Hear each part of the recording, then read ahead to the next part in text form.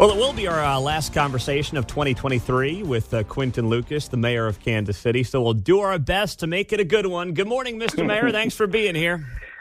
Good morning. It is great to be with you. It's kind of like a year-end interview, so I am ready. Yeah, well, there's certainly no shortage of things going on in this town, as always seems to be the case. And I want to start off with the zero-fare transit conversation. We know the KCATA is exploring the idea of bringing fares back to the buses in Kansas City. I know you're against it. What do you think they should be doing right now? Well, I think, first of all, they're running into something that just about every other governmental entity, from KCPD to any other city, is, which is long-term revenue challenges. And I think the way that you try to solve those is actually first looking at how you're doing your own spending, looking at administrative costs, cuts that are available and beyond. But then also, of course, making sure that you're finding ways you can save money on things like supplies, ordering more buses at given times, trying to actually address it in different ways. In a year where the people of Kansas City have renewed our taxes once again to support the KCATA system, and I remind you that Kansas City, Missouri pays the lion's share of the regional transit system, I think it's important for them to look there first rather than actually trying to target zero-fare transit, because here's the reality, and I think a lot of people miss this, right? Fares don't really pay for the system. Not in Kansas City, not really almost anywhere. What they talked about yesterday was roughly getting back maybe $7 million or so in a system that costs close to about $200 million a year. So, yes, important. It is an important part of it. I will note the Kansas City government puts in about $4.8 to $5 million a year towards zero-fare transit. But it seems like if they're having structural imbalance issues long term, the answer isn't just this sort of very temporary stopgap and won't address it. It's instead to look at your book, see how you can raise revenues, look to a regional tax structure rather than having Kansas City pay for a regional bus system. And I think that's really what we should be looking at. All right. Two follow-ups on that. One, you noted here on Twitter this morning, it's surprising that a transit system board would approve money yesterday to help subsidize a zero-fare streetcar system, but question its own. Now, I think this whole issue stems from the fact that we've had this free streetcar, and I use free in air quotes, and the perception was bad. You got people downtown who certainly typically will make more money than other parts of Kansas City riding a free streetcar, while you got working and poor people paying for the bus. It's a terrible system. It's a terrible look. So is the answer then to maybe have a little bit of a fare for both of them versus having one be free and then looking to charge the other? I agree with you on the policy merits, frankly. I think my solution, as one would expect from listening to the two of us over time, would be that you have an entirely free system. I think if we're going to subsidize some sort of public transit, then it should be consistent, because you are 100% right. Why is it that in an area of the city that, let's just be honest, right, where incomes are higher, where property values are higher, where so many other things help support a system, do we have this free streetcar? Whereas, a lot of folks who could use $2,000 back in their pocket, perhaps in other areas of the city, are told they need to shell out. It's not just a terrible look. It's actually just a terrible reality, if you think about it. So this is a place where I agree 100%, and I think that that's something that should really be discussed. But here becomes the issue, right? Streetcar looks cool. Right. And for a group like the KCATA board, which, by the way, there are only 3 Kansas Cityans on that board, many others from the region, including Cass County, Leavenworth County, KCK, and beyond. It's much cooler, I guess, to be part of something interesting like that and to be part of a streetcar system and all those sorts of perhaps sexier things than it is to say, we're figuring out how to get people from 23rd and Prospect to a job at 95th and Metcalf. But we need to remember that this is actually what the system exists for. And this is why I would look to regional funding sources, among other things. But, I don't think the answer alone is to say, we see somewhere where we can save a total of $3 million, so let's screw all the poor people. And instead to actually see, where can you find cost savings? Where can you find regional investments beyond Kansas City, Missouri? And importantly, how can you stop spending money, perhaps the streetcar example being one, economic development, which, as you know, they've started getting more into over time as well, being another. How can we stop spending money in these other areas that aren't core to the mission? So what do you want to see from the rest of the region exactly? Well, I mean, it's wishful thinking probably, but Kansas City pays a 3/8 cent sales tax to support mass public transportation, and I believe there's another half-cent sales tax somewhere there that helps support your public transportation. I mean, people love to try to dunk on me on social media and the sort because they talk about why do you like the Royals and the Chiefs and they cost so much. Kansas City proper, we're spending a lot more on the buses every year. If you're a Kansas Citian, and particularly a Kansas Citian in Jackson County, you're spending a lot more on some of that than you are ever on stadiums, Power and Light District, the police, and beyond.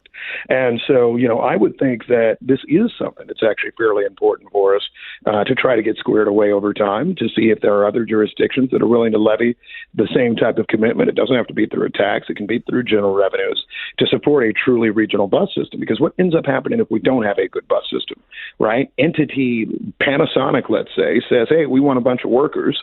ATA says, well, we want to be part of the solution. They run an incredibly unaffordable shuttle, bus system, what have you, out there, but it's unsustainable in some way, and you're actually letting the city system, i.e. the places where there are lots of people needing a ride, subsidize the rides of a few. I saw that same thing with the bus system that went from Johnson County Community College to Lawrence, Kansas for a while. And so I think this is something we need to talk about. Unfortunately, we don't have those chats. Instead, we're just kind of looking at, hey, let's see how we can get poor people paying $2,000 a year again. Mayor Quinton Lucas is on KCMO Talk Radio. So I want to also, as a Jackson County resident and, of course, the mayor of the largest city in Jackson County, I'd be remiss if I didn't ask you about the lawsuit filed this week by the Attorney General of the state against Jackson County over the tax assessments. What does the mayor of the largest city in Jackson County think about this lawsuit? I think a few different things. First, you and I have discussed it. I have discussed it with others. I usually, and in fact, I don't think I've ever gotten in a personal attack mode relating to property taxes, although perhaps others over time have with me. I said months ago to Michael Mahoney that, this has the opportunity of being a mess of a process. And I think it is fair to say that it has been. You have thousands of Jackson Countyans who have concerns with how they had a right to appeal or whether they did or how the inspection was done or the firm that was involved. You have many more who may not have appealed but just have lots of questions about it. And then you have others, frankly, kind of following on our zero fare transit conversation who are just saying, I can't pay this. I'm on a pension or I have fixed economic challenges each year. This isn't necessarily something where I can sustain an 80% jump or a 200% jump as some have had. I mean, heck, my own, as was put in the paper, was roughly 68%. And so, I think this is something that merits some evaluation. The Missouri State Auditor has. I see the Missouri Attorney General has filed suit himself. I have not read the lawsuit itself, so I have not evaluated the merits, but I continue to encourage all those with some ability to do something to try to find some way to ensure that there is some level of relief. Here in Kansas City, what we did was rolled back the levy, consistent both with state law and, I think, good public policy, to ensure that at least to some extent people in Kansas City, Jackson County, were able to get just a smidge of relief. I'm sure other cities are doing the same. I know many other Jackson County cities have filed suit themselves. So I imagine we'll just see what comes along with this process. As someone who runs a major city, I mean, I can't fathom overseeing this and there being literally not a single consequence for anybody at this point in time. What do you think about that? Well, I always think that there is some, just studying physics years ago, there will be some reaction at some point. Who knows when, who knows what the step is, and who knows for whom. But that being said, I think that, all I'll say is this. For those who have the ability to make some positive difference or impact, who can help people find relief, whether it's remaining American Rescue Plan funds, anything of the sort, I encourage them to try to do their best to do so. Here in Kansas City, we're going to continue to try to do all we can to make sure that any impacts, whether that is what we did on the west side and making sure that people aren't getting priced out of their homes, whether it's supporting things like zero fare transit, we're trying to make sure that folks can remain in Kansas City, recognizing that increasing tax burdens become an impediment to that. Is it fair to say, too, though, if, let's say, this lawsuit from the Attorney General moves forward and, I don't know, something happens where they roll back everybody to, let's say, 14.9% increases who are above the 15 mark, that creates problems for the city because you guys have set your mill rates at the current numbers. That creates a whole mess for municipalities as well. It does to some extent. Kansas City probably has more cushion than most, just given the size of the budget. And frankly, we were surprised by some of the estimates that we're making. We're seeing, up in Clay and Platte County, I think you saw generally those kind of 15% state law limits on increases. And so that creates some stability for the roughly, 175,000 residents or so we have up there south of the river for the 335,000 or so. There certainly will be some impact. I think it's one we can sustain, but I do think time is of the essence. Mm-hmm. As you well know, we have a budget to set in mid-February that impacts substantially the police department, the fire department, the roads that we can resurface this year. So for us, it's perhaps less about the levy. I mean, we want to do right by our people, but it's more about just knowing what the answer will be. All right, last thing. I know you traveled down to Dallas to get a look and have a conversation with the folks who are expected to take over ownership of the plaza. Why are you encouraged, or are you encouraged, I guess, I don't want to assume anything, by this group? I love this group. And the funniest thing was I got a message from a real estate development tycoon here in Kansas City who said, "Hey, be careful when you're down there. They're conservative Republicans or something." And I believe that the person who sent me the messages too, as if business and all of that don't actually figure out how to get things done. I mean, look, this is a set of professionals who have done an exceptional project in Dallas.